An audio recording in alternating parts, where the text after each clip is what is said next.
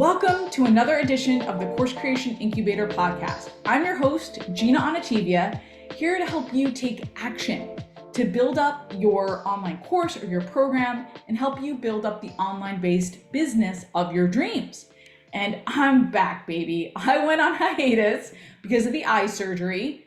Now, if you're new to this podcast, you might not have known that I took a hiatus a few months ago for a big eye surgery and a bigger recovery.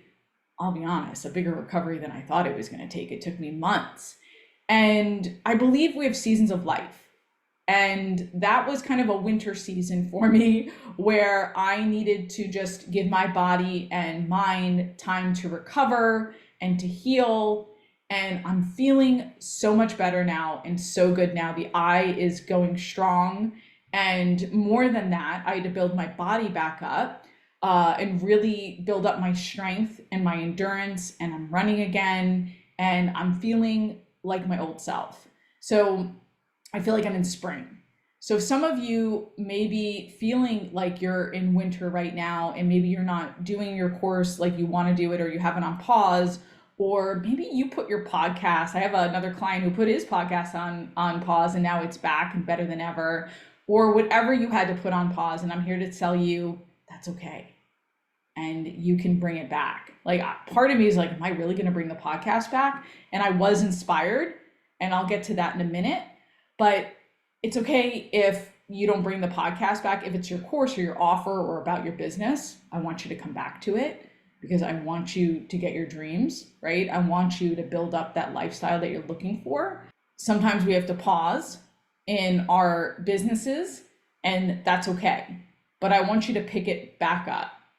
Okay, I'm here, you know I'm here in your ear to make sure you're taking action and you're building up momentum. Wherever you are, I want you to hopefully pick it back up and enter spring. So maybe you had to pause because of your family or because something happened in your business. Whatever it is, that's okay that you have to pause, but think about when you can bring it back. Think about when you can rev back up again and enter the spring.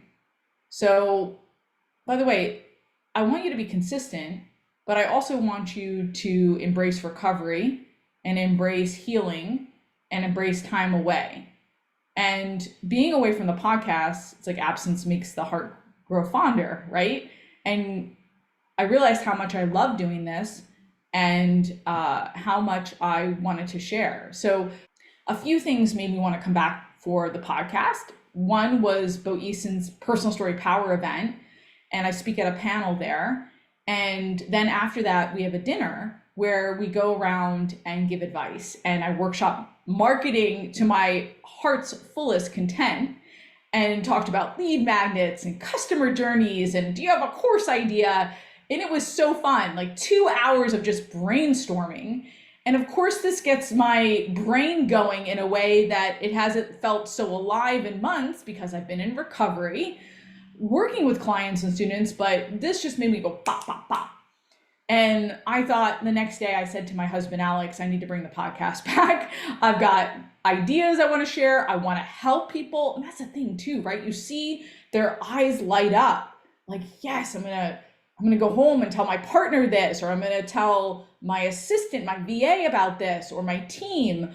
And they want to take action. And just that is just so exciting to me. So I said to Alex, I've got to start the podcast back up. I'm excited. I'm juiced.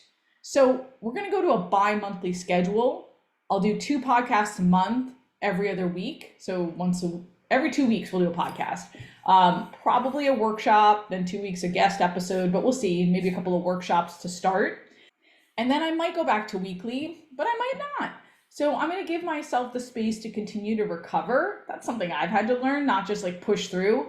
And man, I used to push through. Like 10 years ago, I just would have really pushed myself through. But now I have a family and I really got to take care of myself. So I encourage you to really take care of yourself as well. Again, depending on what season you're in. And then we'll see how it goes. And another reason, 2 more reasons why I wanted to bring it back was I'm always talking about putting out consistent content. And I want to be a model for you, right? I want to drink the juice and drink the Kool-Aid, as they say, and show you that I'm putting out consistent content. Because let me tell you something, I tried to put together some blogs for you guys or some kind of different format, and it all came back to the podcast. And naturally I wanted to script, and naturally I wanted to record something. So it kept, again, falling back to this old love and talking to you. And then finally I had this community that was just kind of sitting there hanging out, right? And I built up and I loved over the years, and I wanted to love them again. I want to love you guys, and I want to support you guys. And that's important to me. That's my mission. So that's why I'm back. So let me shut up about this and being back and everything. You guys, let's talk about some content, right? Let's talk about what I really want to talk about today, which is how to make sure your people are ready to buy. And how do you do that, right? Because I feel like there's an objection that's been coming up in the last couple of months as I talk to students and I talk to clients, and we're always taking on objections, right? We're taking on time, money. Money is the big one. I don't have the money to spend right now. Another big one is how is this course or this program going to help me when so many others haven't helped me, right? I bought this other program, I bought this book, etc. That's another one that comes up. Another one is that I'm tied up with other courses or programs and I can't just invest with you right now. But one that's been coming up lately for me is that I'm not worthy. I'm not ready for this. And it's a tricky one because your ideal clients or your ideal students won't tell you I'm not worthy, right? This is one that's kind of like on the deep underneath, okay? They'll read your sales page and your sales emails and they'll just count themselves out. And it's not really about your offer. It's about how your ideal clients see themselves and if they think their offer is a fit for them. So how does this show up, right? And how do you identify this? Well, I think a lot of times you see it's too big of a leap for folks. And a lot of times it's when we put out a higher price point, like 1,000 or a 2,000 program, and they don't want to buy because they feel like they're not ready. So let me give you an example of this. I'm working with this great, awesome group of women who have a business program. It's about $3,000 and it's a high ticket, right?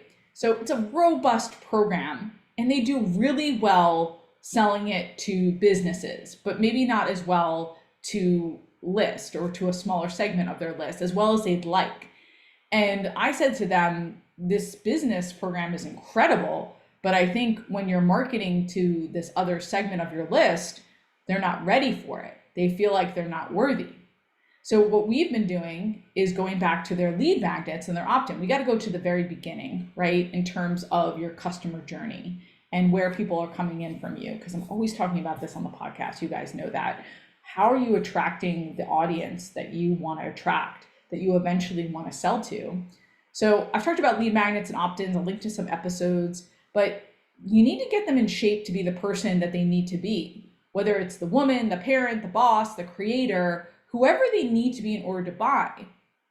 So is your material getting them ready mentally, spiritually, right? Physically, because some of you are putting on health programs, right? And especially the health programs and saying like, oh, like you see somebody lost 100 pounds and you know you want that, but you might feel like you're not worthy for that, right? Maybe they need to get in shape here and mentally first before they're ready to buy from you. So if this is something that you're concerned about, or maybe you're putting out a more expensive program, work your way back. What's the steps, the series of steps? What do they need to feel? What do they need permission for? And it is really about permission. So in your guide, in your opt-in, your video series, whatever it looks like, you're giving them permission to get to the next step, to grow, to progress, to get there. Some people might not feel worthy of learning something new or doing something new with their bodies. How are you going to make it okay for them? So the next step might be a lower price point course.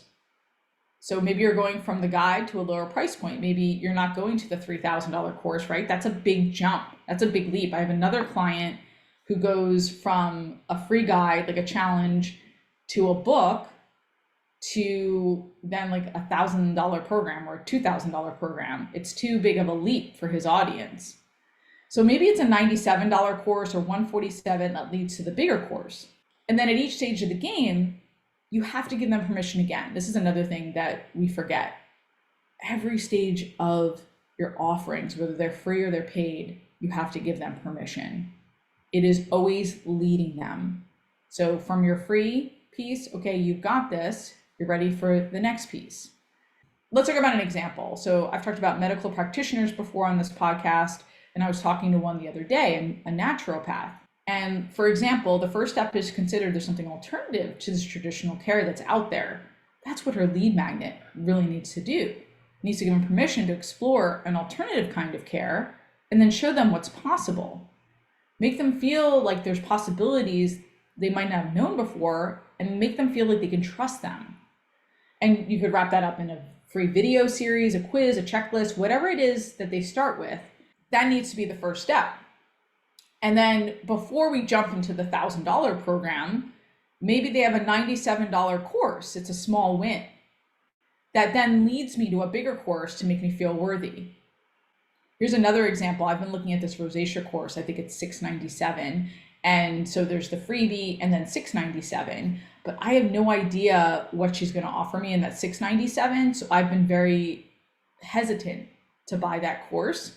I want her to offer me a low ticket. If this woman had a low ticket, like a $50 or $100 course, I would buy it in a heartbeat. I don't think I've talked about this on the podcast before, because I just want to get to know about her paid teaching, and am I going to get the small win? And once I get the small win, I'm happy to pay into the $600, $700 courses. But even I want that win, right? I want that proof that I can get something from even something smaller before I hop to even a ticket that's over $500. And then it all comes back to also your people feeling worthy, right? So if I'm going from a free guide to a $97 course, for example, I'm more likely to feel worthy. I'm more likely to invest that in myself because it doesn't feel like such a leap. So I don't care if it's medicine, business, parenting, learning how to hula hoop, whatever it is, we got to feel worthy, right? Now, I know some of you are laughing about the hula hoop, but I have Tristan learning how to jump rope right now for his tennis training. And I'm thinking to myself, man, I wish I was a better jump roper. I would totally buy a smaller course based on that, but I kind of feel like I'm not worthy too, like I'm out of shape and I can't jump rope. See, even like silly things come up like that. But that's where that imposter syndrome comes in, or if we're worthy of love, of progress, of growth. So you got to make them feel worthy. You got to give them permission along the way with free offers and lower price point offers. They can't have an expectation that they're going to buy and that they're going to be ready. It's your responsibility to make them feel ready and that this is the next step for them. This is a no-brainer. So let me know what you think about this. As always, I'd love to hear what you'd like to hear on the podcast. Happy to bring back coaching podcasts as well, where you come on and you talk about what's happening with your course and your marketing. And I'm really excited that now I'm offering this one-on-one audit and coaching, where it's an online course and marketing incubator. And what I do is I review all your course and your marketing materials and then sit down with you and come up with a customized plan. Because a lot of people DIY when it comes to courses, totally great, and your marketing. Like, I want you to get out there, I want you to get your hands dirty. But really, it's helpful to have somebody give you a personalized plan of attack in terms of how you're building your course and how you're marketing it. So if you're interested in that, coursecreationboutique.com/audit. I'll link to it in the show notes as well. I meet with one expert a quarter. So not too many people a year, a couple of people a year, because it's truly intensive. If you're interested in that, check it out. Go to coursecreationboutique.com/audit. So thanks again for listening and for being so patient with me as I take my pause in that certain season of life. I'll be back in 2 weeks. Oh, feels so good to say that. Until next time, go create, be you and be brilliant, and get it done.